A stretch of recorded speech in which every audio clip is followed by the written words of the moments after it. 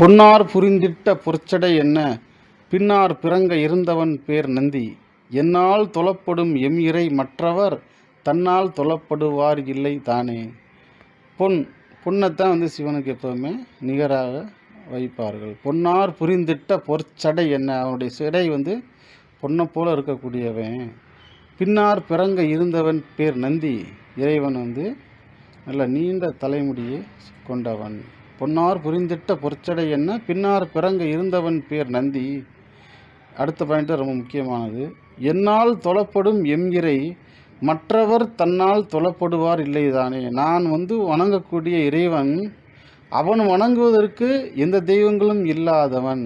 இப்போ நான் ஒருத்தரை கும்பிட்றேன், நான் சிவனை கும்பிட்றேன். சிவன் வேறு யாரையும் கும்பிட வேண்டிய ஆளாக இருக்க மாட்டார். அவர் தான் கடைசியுமாக முதலும் கடைசியுமாக இருக்கக்கூடியவர். ஓம் நம